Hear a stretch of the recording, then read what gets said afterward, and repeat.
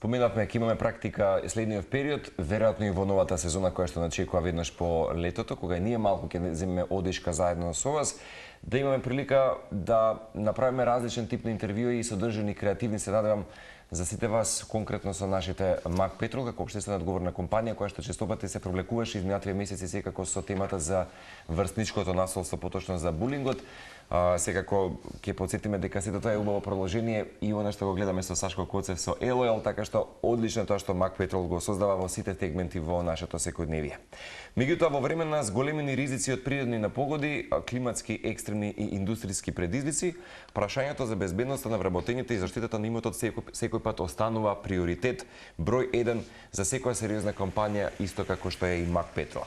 Токму во нашето следно интервју го имаме почитуваниот Јовица Шуменковски, раководител на секторот за безбедност при Дирекцијата за внатрешна контрола и безбедност во Мак Петрол, една од водечките енергетски компании во земјава и регионот.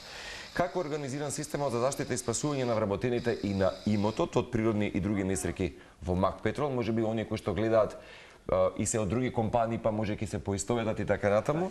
Што значи да се има превентивна култура пред се на безбедност, како се обучуваат вработените за справување можеби со вакви категории на ризици и како една голема компанија како што е нашата Мак Петрол се подготвува за некој пат и неочекуваното. Тоа некако, Јовица, вие ни го споделите наку со зад камерите. Како ми рековте уште еднаш прво добро утро? Добре ни дојдовте. За прв пат во утринска филма. Благодариме на... Меѓутоа, интересно, како рековте, 1000 и колку вработени ги поминаа сега? Околу 1350 вработени. Ги поминаа обуките? Така, ги помина овие проверки на знањата и тактичко показни вежби за гасење пожари и ракување со апарати за гасење на пожари. Смееме некој пат со нашата камера на Тилма да дојдеме отстрана да снимиме тоа, да го документираме? Ќе ни биде многу драго да баш вака да ја прикажеме. Да прикажете на како целиот ова функционира, целиот процес на обука.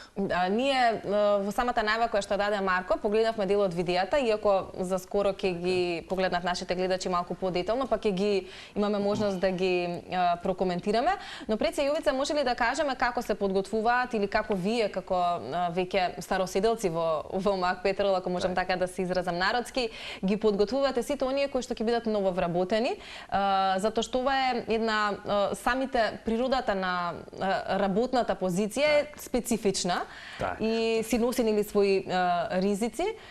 Како се подготвуваат или што се треба да направат оние кои што ќе сакаат можеби да се вработат во оваа компанија или се нововработени, бидејќи овие над 1000 и нешто кои што ги споменавте сега, ако не се лажам, се нововработени или од постарите кои што дополнително ја поминуваат обуката? За секој ново вработен во Мак Петрол, во рок од 15 до 20 дена се вршат две обуки и тие две обуки се согласно правилникот за заштита од пожари и од експлозии на Мак Петрол и согласно два закони, согласно законот за складирање и заштита за палеви течности и гасови, согласно законот за превоз на опасни материи во патниот и железничкиот сообраќај. Значи сите таму е наведено во членовите дека лицата кои манипулираат со опасни материи, односно работат на бензински станици или во складови за нафтени деривати, мора да бидат стручно обучени, така, оспособени да работат на такви објекти и да се справуваат, не дај Боже, ако дојде ако има некој инцидент, пожар или неконтролирано истекување. Колку време траат тие обуки, како се одвиваат? Тие обуки траат околу 2 часа, значи претходно им се дава на секој вработен, прирачници, имаме интерни прирачници кои се изработени за потребите на тоа работно место, така да за секој ново вработен се дават тие прирачници, теоретски да се обучи и потоа после 10-15 дена доаѓа вршиме тестирање, попадна тестирање. По завршувањето на тестирањето им се објаснува како правилно се ракуваат и употребуваат апаратите за гасење на пожари. Практично ова е како една, ајде ќе кажам, метафора на полагање на еден испит со преку обуките, како да се справат со некој пат, за жал, некои последици кои што не дај Боже, нели, знаат и да се случат. Така. Имено, дали постојат редовни симулации во овие вежби, бидејќи вие некако ги споминавте зад камери дека баш се така симулативни, и колку често се држуваат и што се опфаќаат можеби вака практичност. Така, значи тука не завршуваме ние со обуките, така да на секој еднаш на 2 години правиме проверка на знаењето и тактичко показни вежби за ракување со апаратите за гасење на пожари. Тие вежби ги правиме во сите организациони единици на МАК Петрол. Баш како на инсертите кои што ги гледаме, да речеме. Така.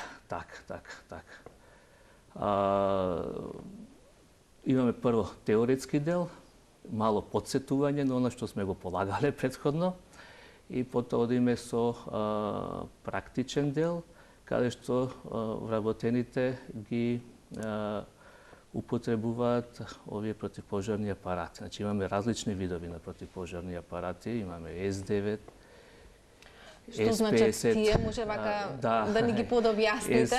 S9 значи дека во апаратот има 9 килограми сув прав, тоа е средство за гасење. Тоа средство гаси со ефект на загушување, односно го елиминира кислородот од воздухот. Знаеме кои се така како настанува пожари. Додека S50, тоа значи дека во апаратот имаме 50 килограми сув прав, и другиот апарат што е CO2 од 5 килограми, тој апарат имаме натре средство за гасење јаглерод двооксид од 5 килограми. Сите овие средства гасат со ефект на загушување, односно го елиминираат кислородот од воздухот. Штом немаме кислород, немаме ни процес на горење. На инсертите кои што ги гледам и кои што кружат, некако ми доминираат мажите. Има ли жени во компанијата кои што добро се сноѓаат и со гаснење на пожари? Има и колешки, така да кои што активно се вклучуваат во вежбите и активно и се добри, на еднакво ниво со момците, така. И со активирање на апаратот S50, што тој апарат е доста има јак притисок и добро се сноѓаат.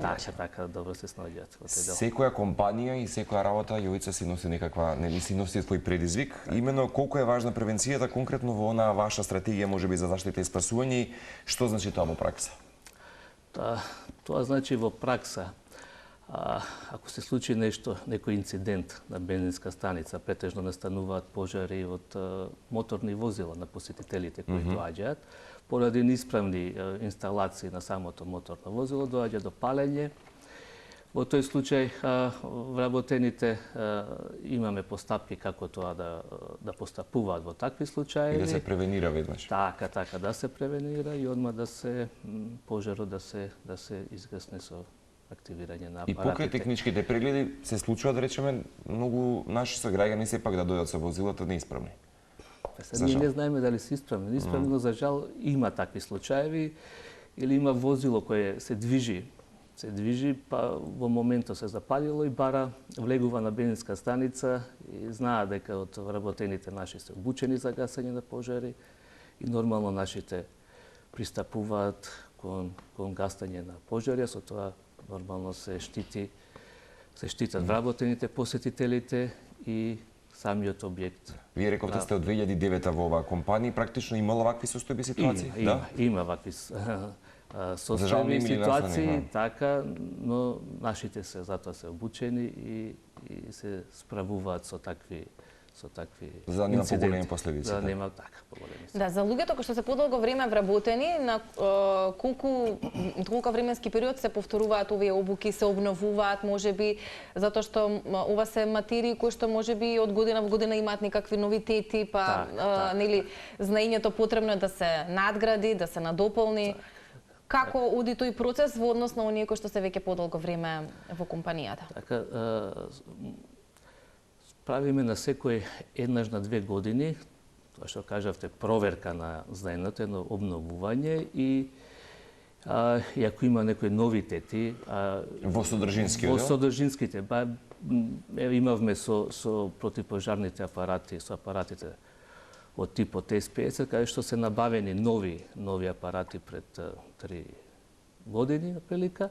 Така да начинот таму на новите апарати на ракување и употреба е сосема различен од тие претходните што ги имавме по старите типови на апарати. Дали овие апарати, Јовица, тоа лаичко прашање, се користат и во други компании, во домови за гасење на пожари? Мислам, дали се истите тие? Се користат, да, се користат, но овие апарати што ги имаме ние се под работен притисок, кој ќе се активираат апаратите, тогаш настанува на притисок во самиот апарат и претежно овие апарати се наменети за индустријски зони. Така. Каде што самото активирање на апаратите е претежно кај 50-ката е доста комплексен. Пред да продолжиме, сакам да прашам, бидејќи често знаеме нели да информираме со и наша соработка која што има со Центарот за управување со кризи и така натаму, дали МАК Петрол, верувам дека има соработка сиве овие години со можеби некои надворешни институции, каква е соработката ве со дирекцијата за заштита и спасување, противпожарна служба и други можеби институции кои што се вклучуваат за такви, да речеме, алармантни состојби? Така, со Центарот за обука при дирекцијата за заштита и спасување имаме одлична соработка и до сега сме правиле неколку такви обуки на просторните сили за заштита и спасување, кои се оформени согласно планот за заштита и спасување на МАК Петрол и со одлука на управен одбор, значи имаме штаб на тие просторни сили и формацијски како е поставеноста на целиот тој систем. Со дирекцијата за заштита и спасување вршиме такви обуки. Тоа е претежно во складовите за запаливи течности и гасови и вршиме обуки со пожарникарите обезбедувачи. Значи во секој склад за запаливи течности и гасови имаме наши единици за заштита од пожари и приватно обезбедување. Таму обуките ги вршиме според конкретни сценарија, што би можело, не дај Боже, во најлошиот можен случај да се случи на тој објект. Исто симулативни вежби таму. Така, симулативни, според претходно подготвено сценарио, така и секој се знае точно работата или задачата во начинот на спасување. Еве, зборувајќи за соработката со институциите и за овие вежби, може да споменеме дека по повод денот на пожарникарите на 20 мај на бензинската станица Крива Паланка се спроведе тактичко показна вежба во случај на пожари на моторно возило. Како тоа изгледаше, ве може да ни опишете? Ви зборуваме за бензинска станица во Крива Паланка, тоа значи дека буквално сите оние повеќе од 120 бензински низ земјава работат со истото ниво на спремност, стручност. Така, таа е одлична соработка помеѓу МАК Петрол и територијалната противпожарна единица на Крива Паланка, која заеднички се изведе таа вежба, на која учествува и Црвениот крст, така. Вежбата беше изготвена според претходно сценарио, она што претходно го разговаравме дека се случува, најчесто случаеви има на моторни возила. Нашите постапија, според нашите интерни тие постапки во случај на пожар, ја повика територијалната противпожарна единица на Крива Паланка. Они со нивните возила и противпожарни возила и пожарникарите обезбедувачи исто дојдат за да го доизгаснат пожарот на моторното возило. И таа е добра соработка како може координирано вработените на бензинската станица со територијалните противпожарни единици да реагираат брзо, а се со цел да се искасне пожарот и да нема жртви. Така, да нема жртви. Тоа е се во интерес на вработените, на посетителите кои доаѓаат на бензинската станица и на самиот објект. Да, Јовица, исто лаичко прашање. Има ли посебни протоколи, конкретно како се штити имотот и логистичките системи, конкретно за складишта за гориво, пумпи или магазини?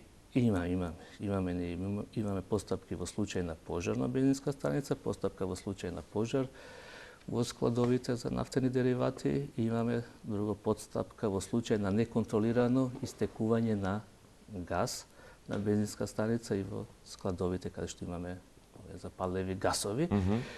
И вработените постапуваат според тие упатства.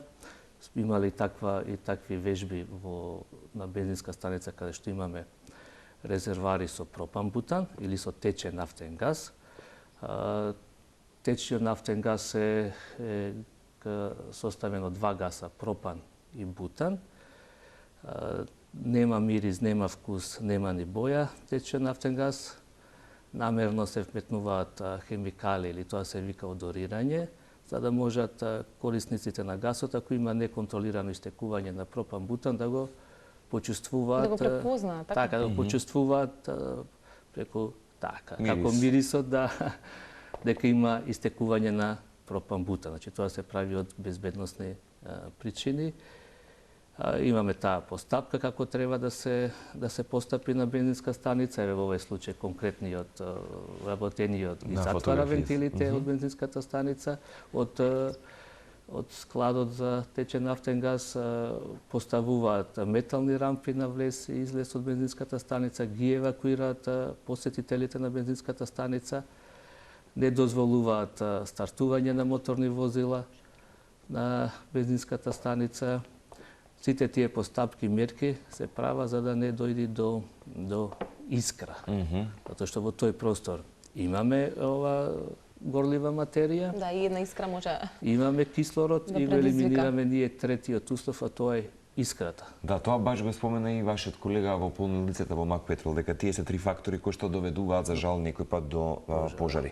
Само некаде кон крајот, како се вклопува, еве, кога сме кај еколошките и одржливи аспекти на Мак Петрол, како се вклопува безбедностната политика на Мак Петрол во оние глобални, можеби стандарди низ ваша призма и за одржлив развој, дали има можеби посебни мерки за заштита од загадување, истекување или други еколошки ризици поврзани кои што се со нафтените деривати?